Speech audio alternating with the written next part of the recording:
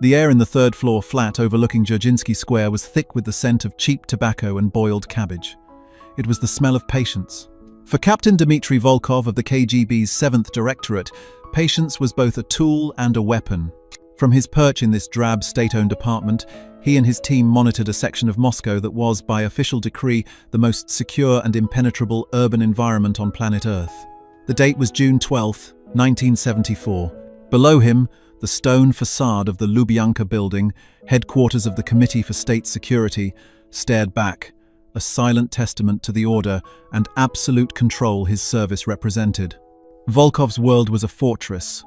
Not a fortress of walls and guns, but of eyes and ears. His team were the wardens of this fortress.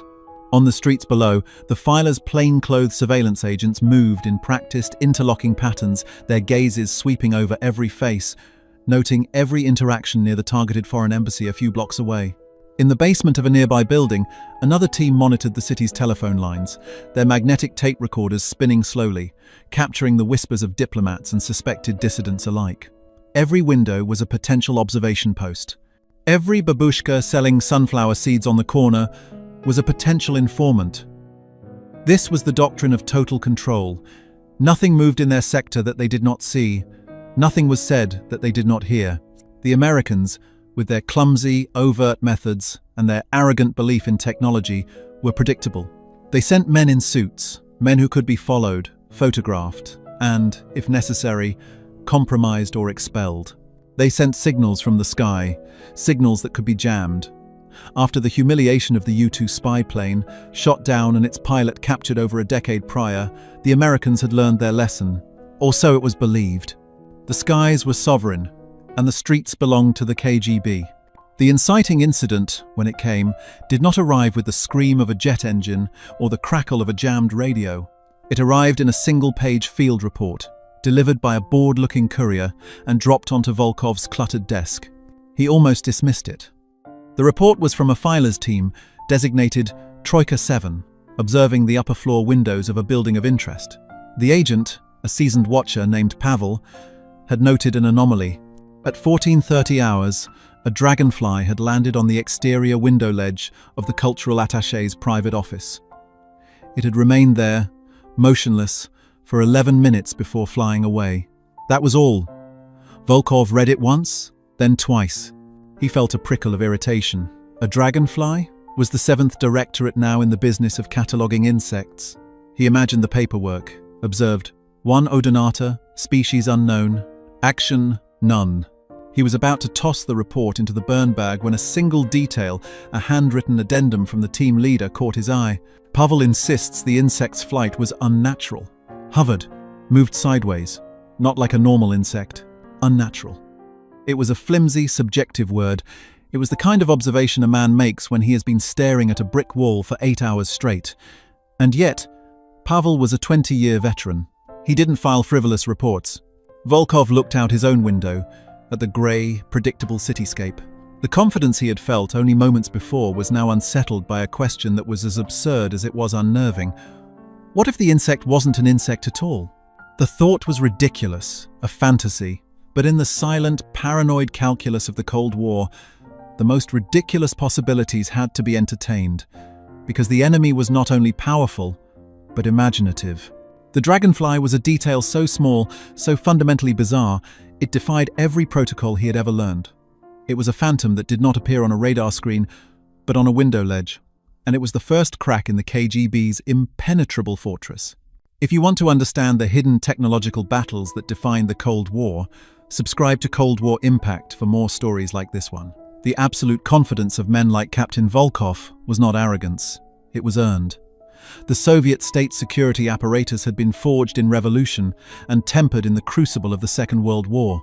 By the 1970s, the KGB was arguably the most formidable intelligence agency in the world, not because of its technological prowess, but because of its sheer, overwhelming human scale. It operated on a principle of saturation. Where the CIA might try to place one highly trained agent, the KGB would deploy 100 informants, watchers, and listeners. Moscow in particular was their masterpiece of control. Foreign diplomats and journalists were confined to specific neighborhoods, their apartments and offices riddled with listening devices installed by the KGB's specialist technical teams. Their cars were tracked, their phones were tapped, their maids and drivers were often informants. It was a suffocating, hermetically sealed environment designed to make genuine espionage nearly impossible. This strategy of human dominance had been brutally effective. They had exposed and neutralized CIA networks with chilling efficiency throughout the 50s and 60s. They had mastered the art of the honey trap, using romantic entanglements to compromise and blackmail Western officials. Their greatest triumph remained the downing of Francis Gary Powers' U-2 spy plane in 1960. That event was more than a military victory. It was a profound ideological one. It proved that American technology, for all its supposed sophistication, was not invincible. A Soviet surface-to-air missile, a product of brute force engineering, had swatted their most advanced reconnaissance tool from the sky. For the KGB, the lesson was clear. There was no secret the Americans could keep, no height they could reach, where the long arm of the Soviet state could not pull them back down to earth. This belief system was the bedrock of their operational doctrine. It's why the report of a simple Dragonfly was so philosophically jarring. It didn't fit the paradigm. It wasn't a man to be followed or a plane to be shot down. It was something else entirely, something new.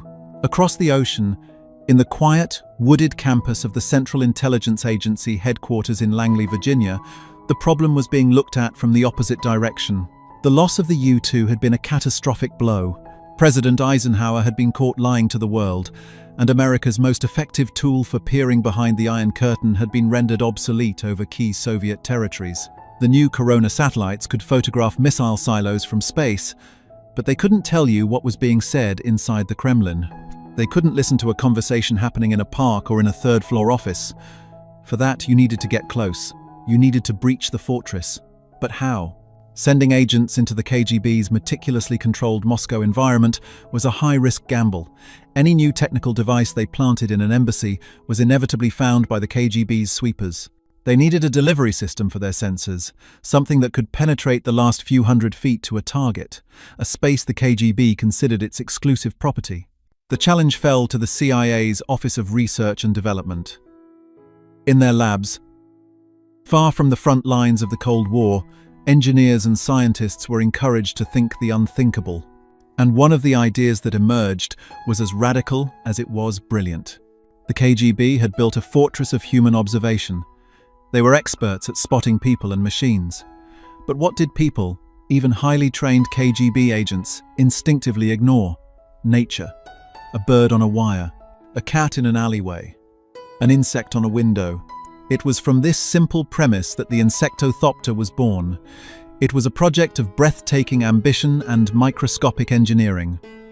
This was not a toy. It was to be the world's first insect-sized drone, or micro-UAV. In the early 1970s, a time when a pocket calculator was a luxury item, the CIA was attempting to build a flying, remote-controlled Dragonfly. The device itself was a marvel of miniaturization. A tiny fluidic oscillator, powered by a minute amount of gas, drove the wings at a frantic pace. A laser beam, completely invisible to the naked eye, would be aimed at the device from a nearby observation post, not to power it, but to transmit data and provide directional commands. A miniature acoustic sensor, no bigger than a grain of rice, would serve as its microphone. The entire contraption weighed less than a gram. This was the American solution. It wasn't a bigger missile or a faster jet. It was the polar opposite. It was ingenuity, finesse, and a form of technological artistry that was utterly alien to the Soviet mindset of industrial might. It was the phantom taking shape, a creature of wires and wonder, designed to flutter past the iron gaze of the watchers and land, silently, on the edge of their world. Captain Volkov could not let it go. The Dragonfly report sat on his desk for 2 days, a single sheet of paper that felt heavier than a stack of dossiers. It was an anomaly, a loose thread in the tightly woven fabric of his reality.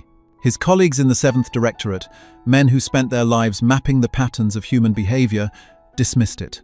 Pavel, the agent who made the report, was quietly ridiculed in the mess hall. Old Pavel's gone soft, seeing gremlins in the sunlight. But Volkov's instincts, honed by years of sniffing out deception, told him otherwise. Deception was about creating a false pattern. This was the absence of one. It was something that did not belong, and therefore, it was deliberate. He ordered a dedicated watch, not on the cultural attaché, but on his window. He assigned 2 of his best men to a new observation post with a high-powered telescopic camera, their sole mission to watch a single pane of glass. It was an absurd allocation of resources. He was asking his top surveillance assets to perform the work of an ornithologist, but instead of birds, they were hunting for a single, specific insect. The call came 4 days later. The voice on the other end of the secure line was tight, with a mixture of excitement and disbelief. "Captain, we have it! On the ledge!" Same as Pavel's report. Volkov was out of his chair in an instant.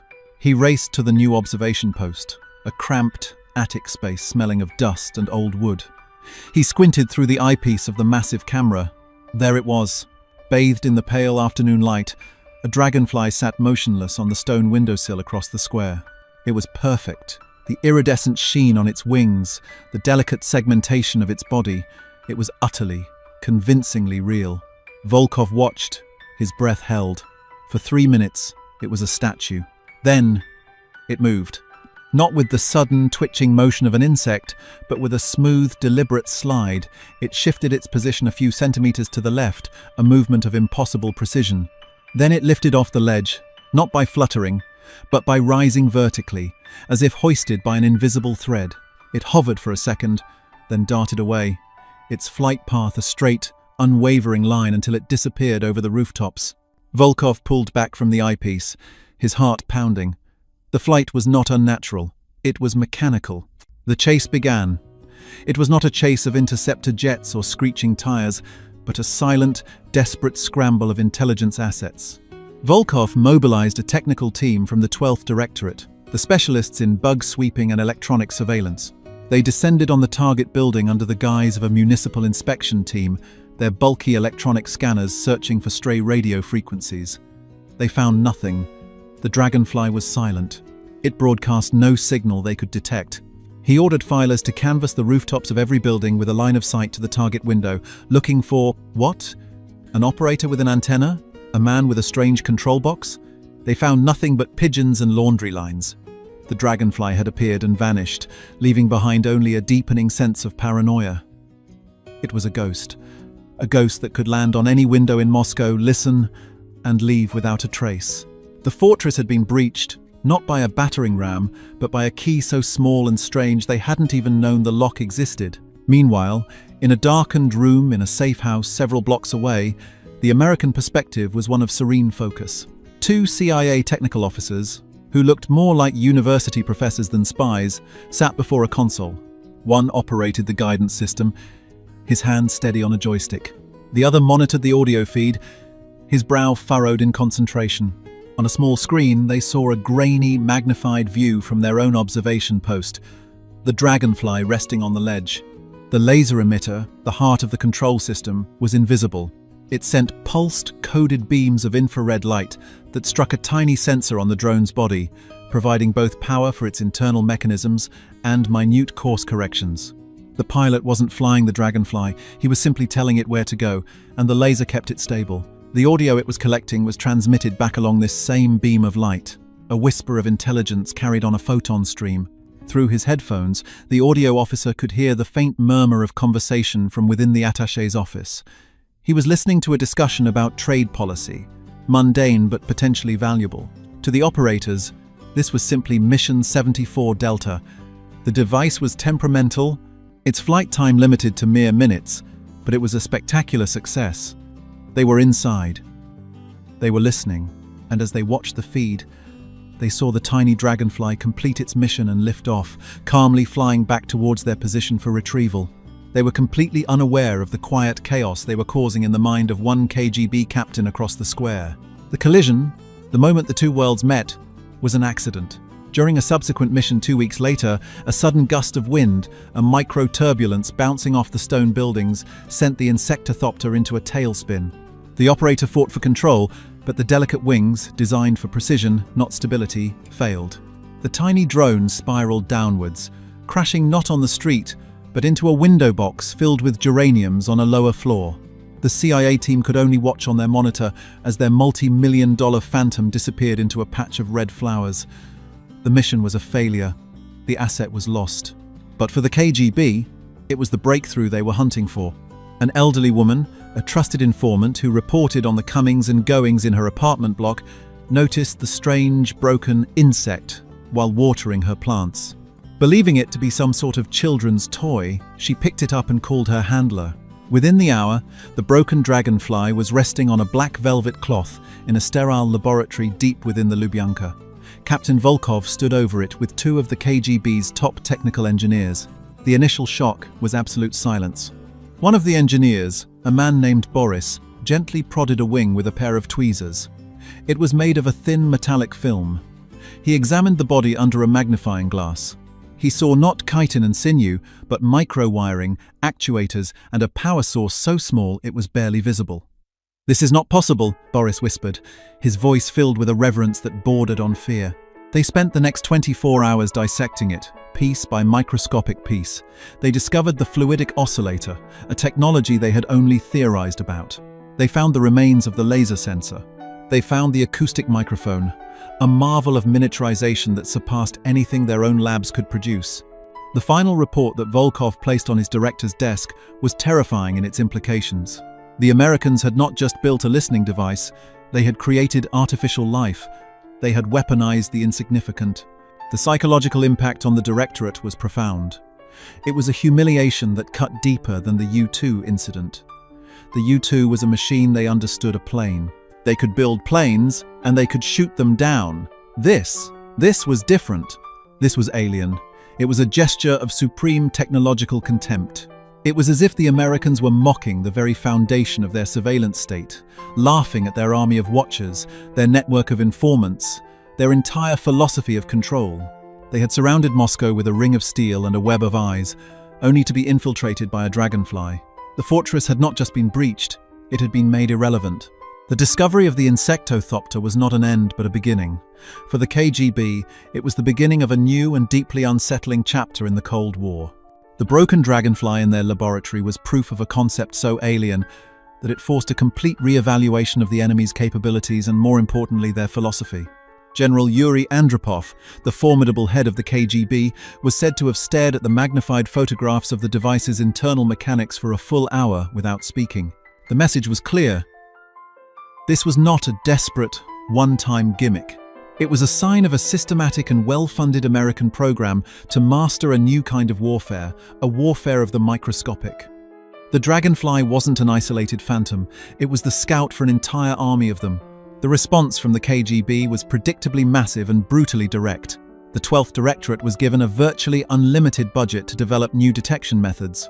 Sensitive government buildings were fitted with fine mesh screens over the windows. Teams of agents were trained to look for not just suspicious people, but suspicious things. The problem was, they were fighting a shadow. The Americans, having lost one insectothopter, simply changed their methods. The Dragonfly program itself was ultimately deemed too delicate for the harsh realities of urban operations, but the principle behind it became a cornerstone of CIA technical innovation. The goal was to conquer the last 100 feet, that critical gap between a safe observation post and the target's ear. And to do it, they transformed the mundane world into a theater of operations. The single event had now become a system. The Americans were no longer just trying to get a man in a room, they were trying to turn the room itself into a listener. One of the most audacious examples of this new philosophy came to be known in the sanitized jargon of CIA archives as Acoustic Kitty. The project's objective was as surreal as it was brilliant: to use a common house cat as a mobile, self-navigating listening platform. Soviet officials, like powerful men everywhere, often had meetings in parks or on benches, away from the bugged walls of their offices. They felt safe in the open air. But what was a common feature of any Moscow park? A stray cat. The plan, developed in the 1960s, involved surgically implanting a miniature microphone in the cat's ear canal, a small radio transmitter at the base of its skull, and a tiny battery in its chest cavity. An antenna was to be woven into its fur. The cat would then be released near the target, and guided by ultrasonic tones, would casually wander within earshot of the conversation, transmitting everything it heard to a nearby listening post. The project was a technical nightmare, costing millions of dollars and years of research. But they achieved it. They successfully created a bionic cat. Its first and only field test was a target of opportunity. Two Soviet officials known to meet on a bench in a park just outside the Soviet compound on Wisconsin Avenue in Washington, D.C. The CIA team, parked in a nondescript van, released the surgically altered cat. It wandered out into the street, took 5 steps towards the target, and was immediately struck and killed by a passing taxi. The mission was a catastrophic, almost comical, failure. But when whispers of this program eventually reached the KGB through their own intelligence channels, it wasn't the failure they focused on. It was the attempt. The sheer, unadulterated audacity of it. The idea that their American adversaries would look at a stray cat and see a potential surveillance asset was a window into a mindset they found both insane and terrifying. It meant that nothing was sacred, nothing was inert.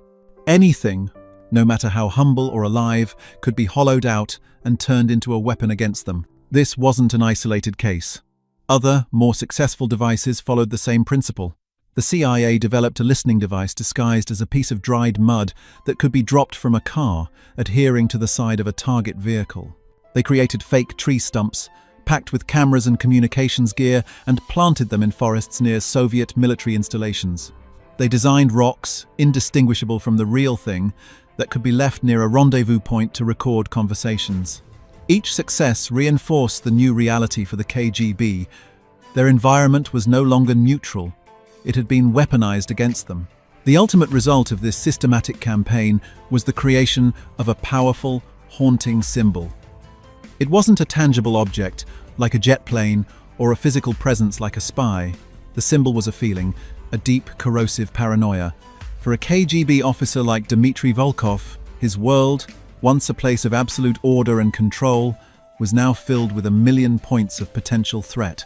He could no longer look at a pigeon on a windowsill without a flicker of doubt. Was it just a bird? He couldn't ignore a piece of trash skittering down the street. Was it just litter?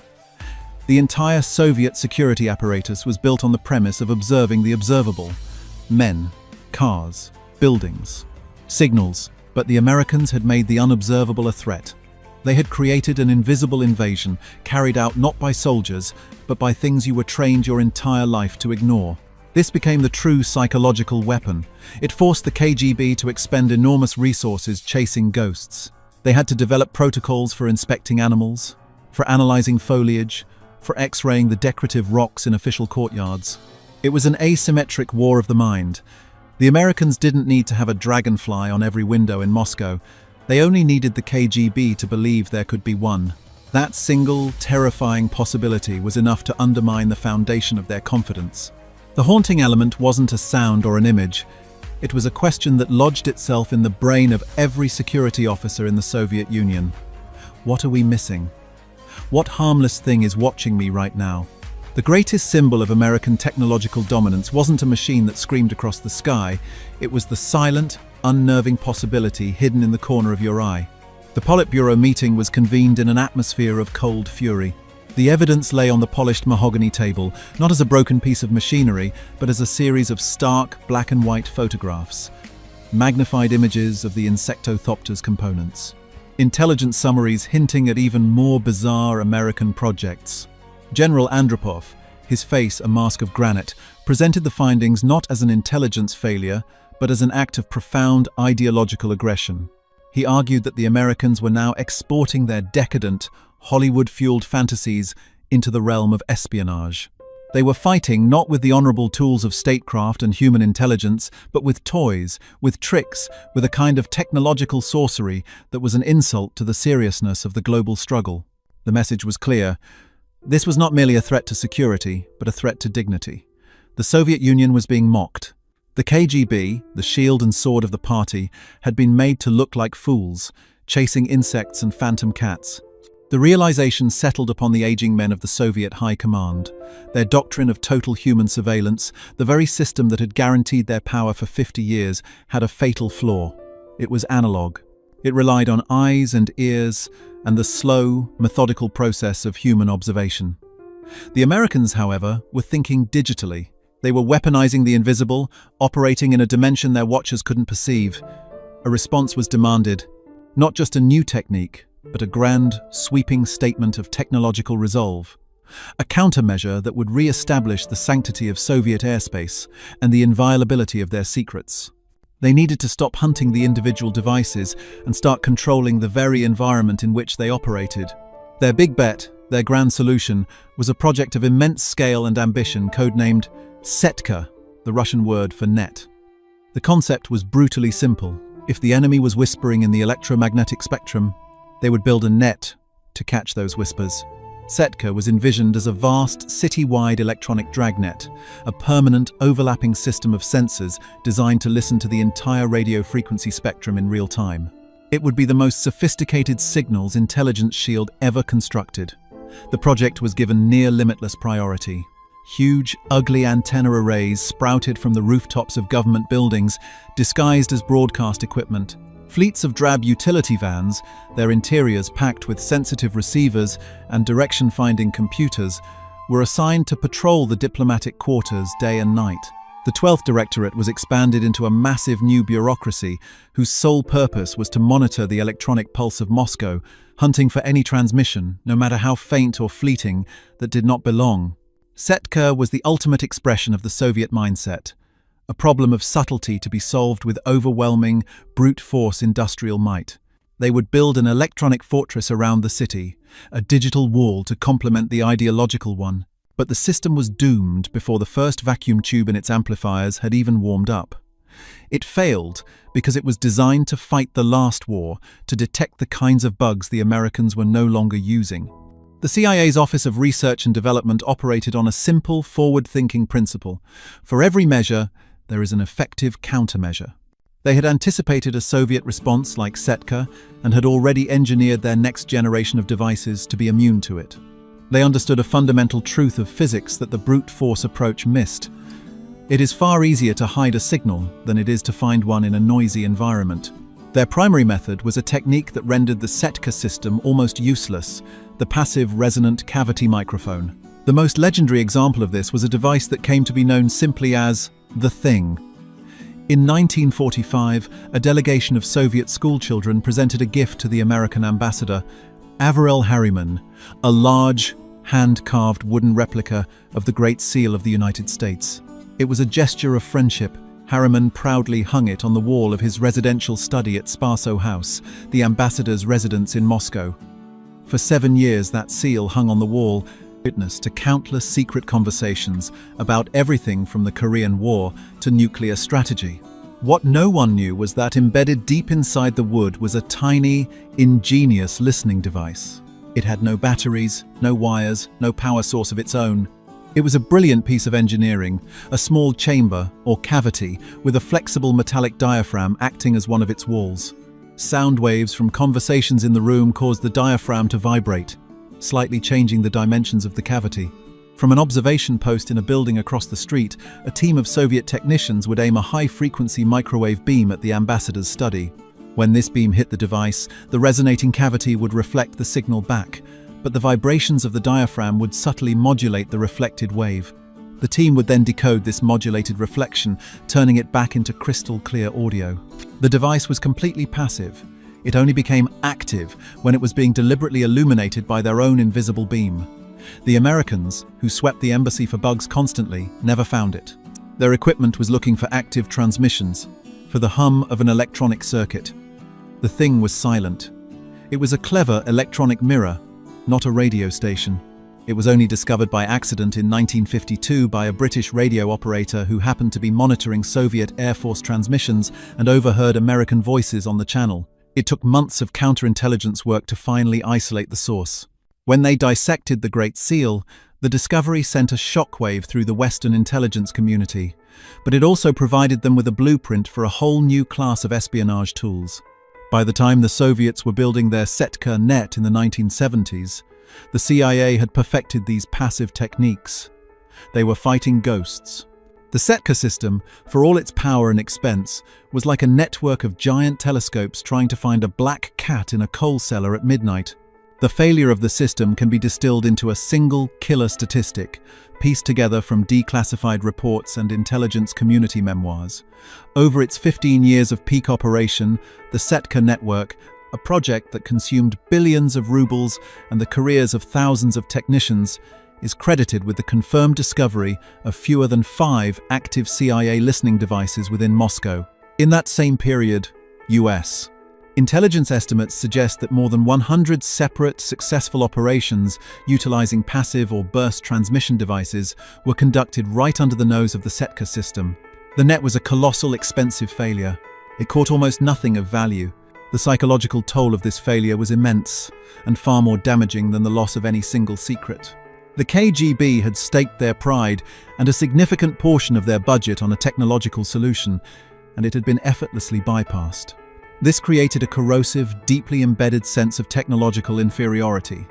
The confidence of men like Captain Volkov was shattered. They now knew their enemy was not just resourceful, but operated on a different intellectual plane. It felt less like a competition and more like a cruel lesson from a superior teacher. This wasn't a fair fight. The Americans were cheating, using rules of physics the Soviets hadn't mastered. The morale of the 12th Directorate plummeted. They were wardens of a digital fortress whose gates were wide open, and they were powerless to close them. The quiet confidence that had once defined the KGB was replaced by a grim, cynical resignation. They were no longer the world's most feared intelligence agency. They were the world's most expensive and elaborate cleanup crew, perpetually arriving moments after the ghosts had already left the room.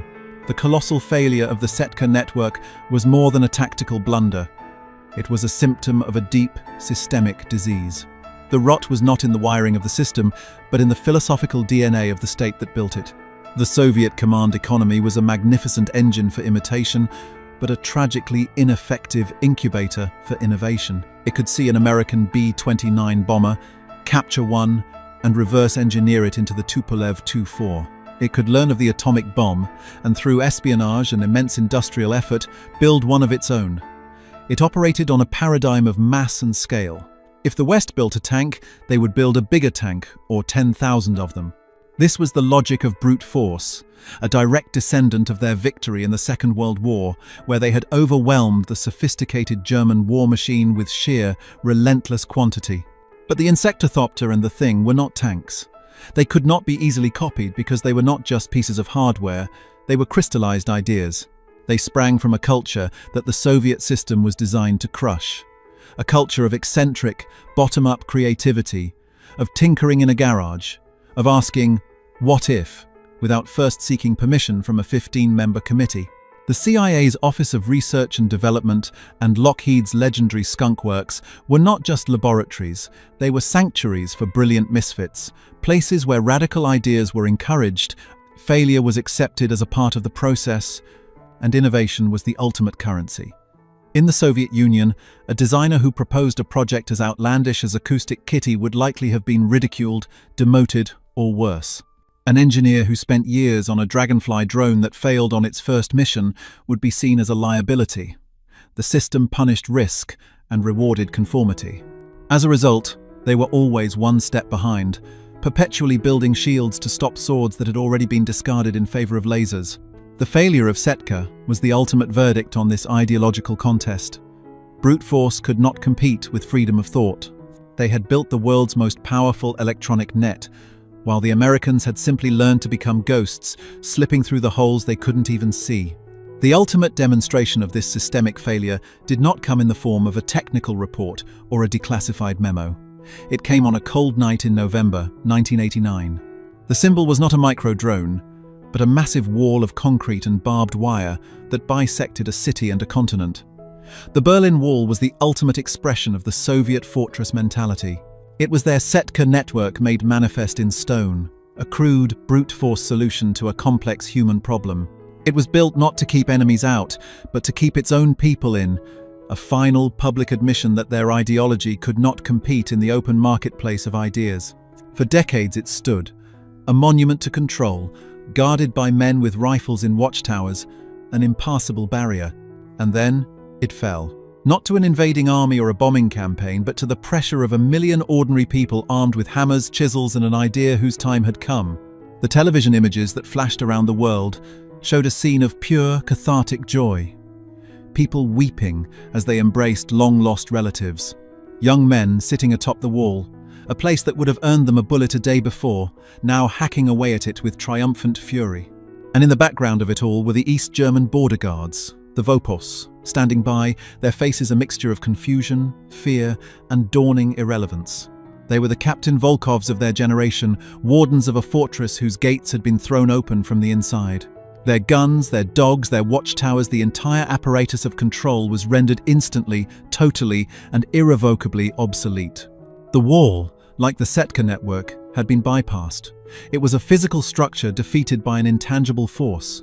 It was the ultimate, symbolic proof that a system built on restriction, imitation, and fear could not, in the long run, contain the power of human ingenuity and the simple, desperate desire to be free. The Cold War ended, and the two great ideological experiments of the 20th century delivered their final verdicts. The Soviet Union left behind a legacy of scale, its rusting monuments slowly decaying across the vast Eurasian steppe. Giant, silent radar dishes pointing at an empty sky, abandoned, crumbling concrete submarine pens. The massive, hulking shells of the Buran space shuttle, a copy of an American idea, left to rot in a collapsing hangar. It is a legacy of immense effort, of brute force, of a dream of industrial power that ultimately curdled into obsolescence. The legacy of the American victory, as told through this quiet technological war, is far smaller, almost invisible, yet infinitely more potent. It is the legacy of the tiny cavity resonator hidden inside the beak of a wooden eagle. It is the legacy of a dragonfly's wing, a marvel of miniaturization that baffled the world's most feared security service. It is the legacy of an idea, the idea that ingenuity is more powerful than intimidation, that a clever whisper can be more effective than a shouted command, and that true strength lies not in the ability to build walls, but in the freedom to imagine a way to fly over them. In the end, the great, suffocating fortress of Soviet control was not brought down by a nuclear missile. It was defeated by the million tiny, invisible cracks that appeared in its foundation, cracks created by the relentless pressure of a world that refused to stop thinking, creating, and dreaming of what lay on the other side. The Cold War was not won by the loudest bang, but by the quietest whisper.